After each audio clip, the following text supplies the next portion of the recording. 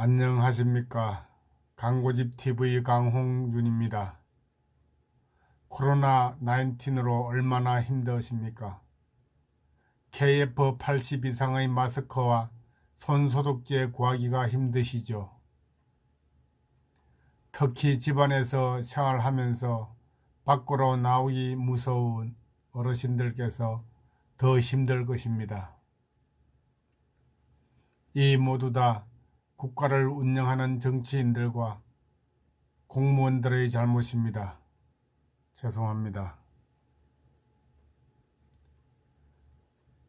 무리가 되지 않는다면 마스크를 쓰고 두 분 어르신들께서 함께 공원을 산책하는 것은 건강에도 좋고 코로나19을 이겨내는 면역력 증강에도 도움이 됩니다.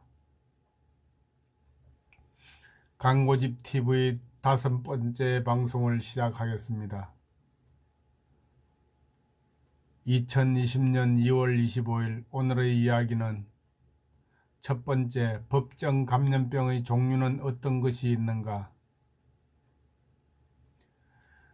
두 번째, 우리나라로 유입되어 집단 감염을 일으킨 코로나19의 역학적 유입 경로를 살펴보고자 합니다. 구독과 좋아요는 저에게 큰 힘이 됩니다.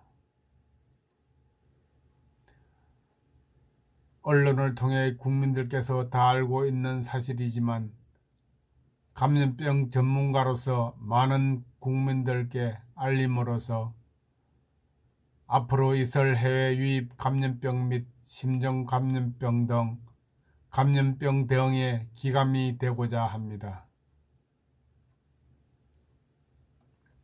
우리나라에서는 감염병이 발생할 경우 감염병 예방법에 의하여 관리합니다.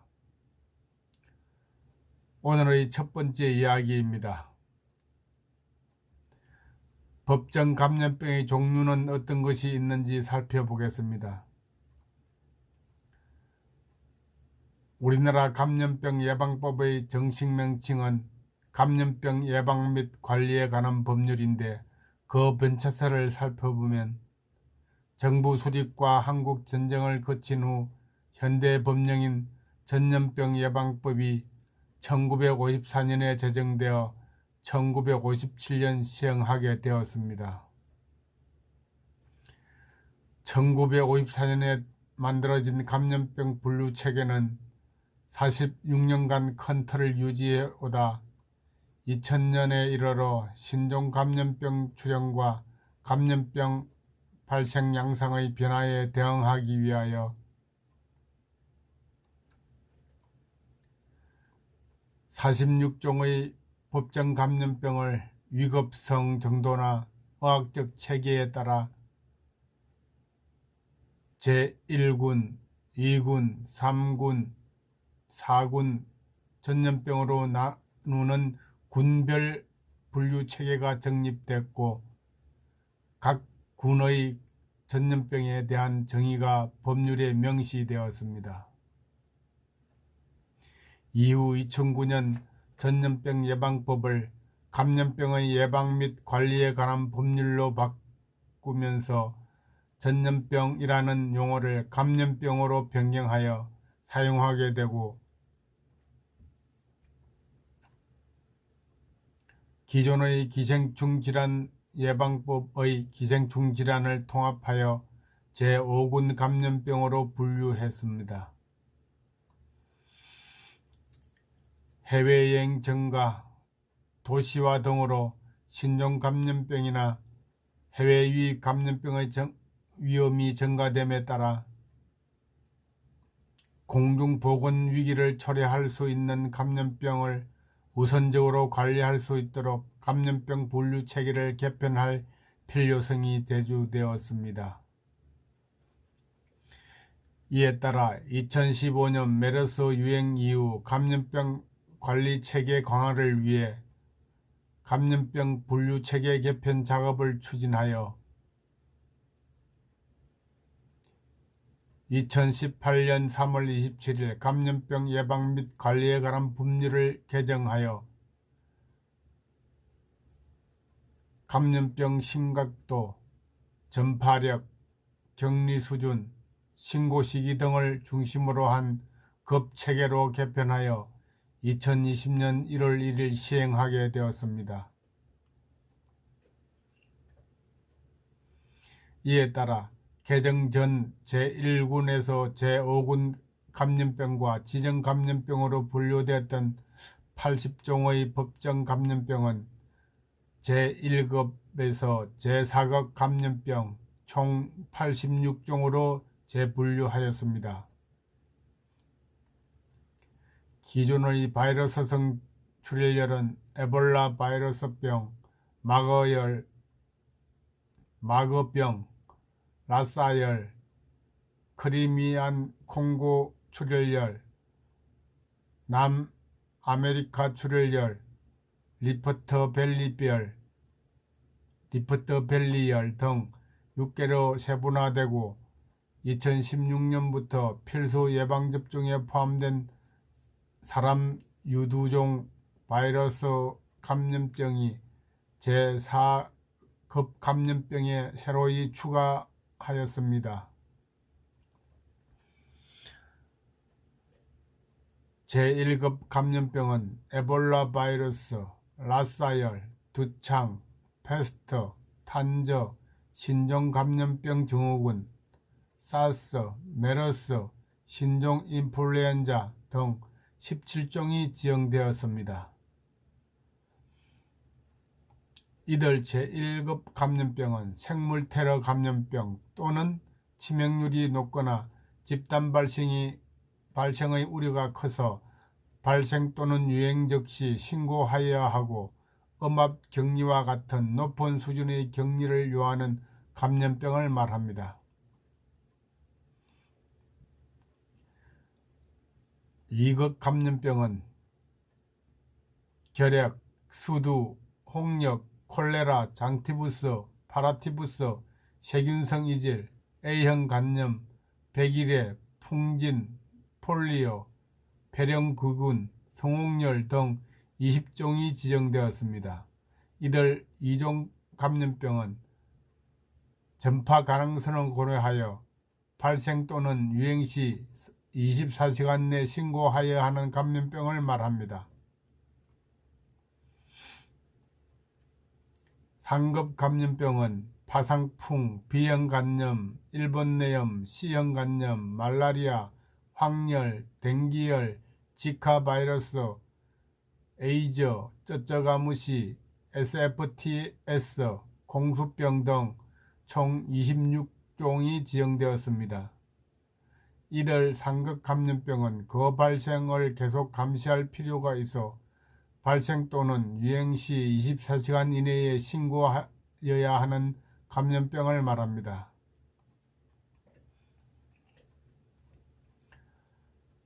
4급 감염병은 인플루엔자, 매독, 임질, 수족구병, 회충, 편충, 간업충, 연성하감, 장관감염병 등 총 23종이 지정되었습니다. 4급 감염병은 1급부터 3급까지의 감염병 외에 유행 여부를 조사하기 위하여 표본감시 활동이 필요한 감염병을 말합니다. 오늘의 두 번째 이야기입니다. 많은 의문점을 갖게 되는 중국 우한에서 우리나라로 유입된 코로나19의 역학조사에 대하여 이야기해 보고자 합니다. 감염병은 예방과 치료가 가장 중요한데 유행하고 있는 감염병을 조기에 차단하고 역학조사를 통해 유행 시기를 특정할 수 있고 어떤 환자로부터 유행이 시작되었는가, 슈퍼 전파자가 누구인가 그 경로를 추적함으로써 앞으로 해외에서 감염병이 유행할 경우 차단의 골드타임을 놓치지 않기 위함입니다. 우리나라에서 발생한 코로나19는 1번 환자부터 28번 환자까지는 역학조사가 큰 난관 없이 진행되었으나 29번 환자는 몇 번 환자로부터 옮아왔는지 다음과 같이 어렵게 밝혀진 바 있습니다. 29번 환자는 30번 환자와 부부간입니다.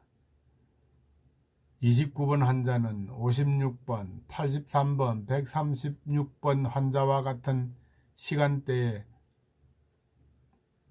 종로구 노인복지관에서 식사를 같이 한 것으로 파악되었고 56번 환자는 6번 환자와 명륜동 명륜교회에서 같은 시간에 예배를 보았고 6번 환자는 중국 우한을 다녀온 이력이 있는 환자입니다. 29번 환자는 경로당, 복지관, 탁골공원과 여러 병의원을 다니는 등 감염 후 확진 시까지 엄청 활발한 활동을 하였을 뿐만 아니라 중국과의 연관성도 없었으며 감기 증세로 해열제 등을 복용하였기 높은 고열 등 코로나19 증상을 느끼지 못했고 중국 우한을 방문한 이력이 없어 의심하지 않고 늦게 검사를 실시함에 따라 확진이 늦었다고 할 수 있습니다. 그 결과 56번 환자 등 3명에게 감염을 시키는 사태를 맞이한 것입니다. 신천지 예수교 대구교회 신자 31번은 서울 다단계 회사 본사에서 교육을 받은 전력이 있습니다. 다단계 회사의 교육은 수십 명에서 수백 명이 교육을 받을 뿐 아니라 중국 교민들까지 교육을 받는다는 것에서 주목할 필요가 있습니다. 신천지 예수교가 2019년에 중국 우한에서 신천지 예수교 정거막 성전을 개설한 바 있다는 증언으로 보면 중국 우한과 교류가 있었던 것은 사실로 보입니다.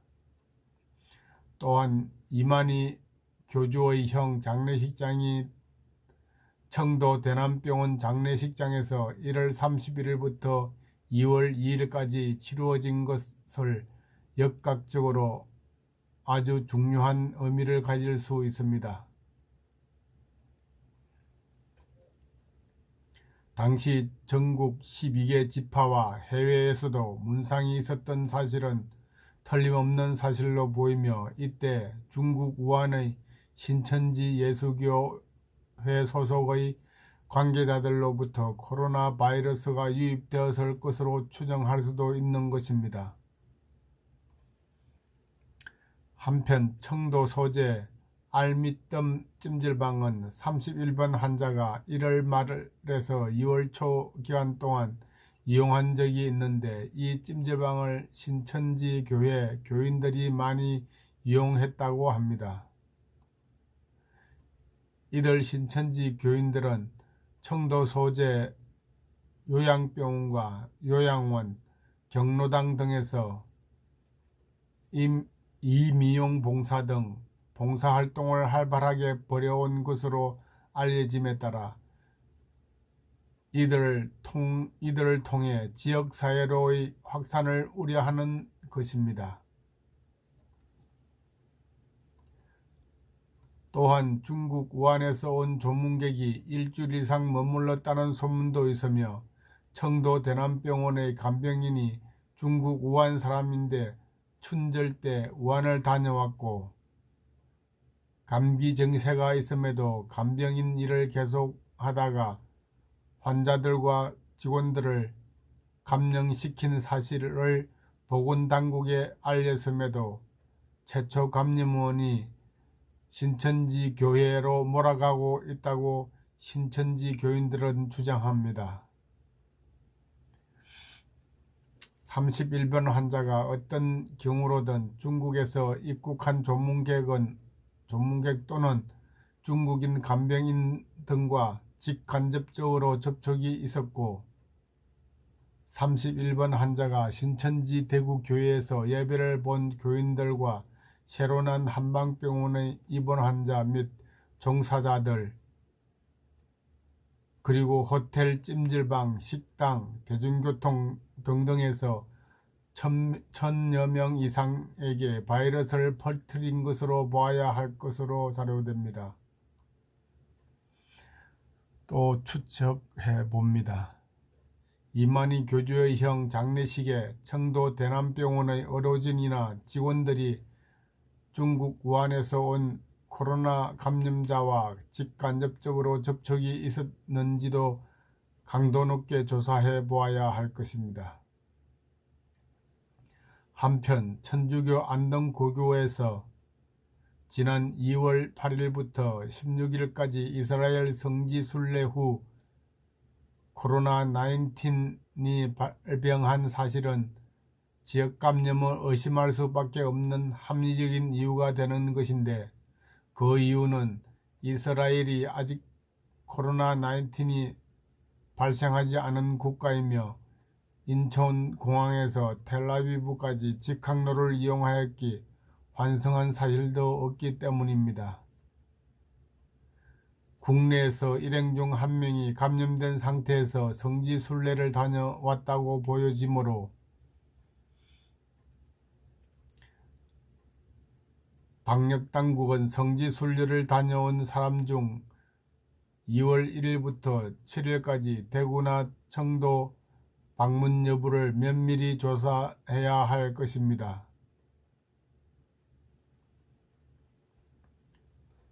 또한 부산 온천교회에서 14일부터 17일까지 수련회를 다녀온 교인들은 모두 다 20대 신체 건장한 청년들로서 이 중 무증상 부균자 한 명이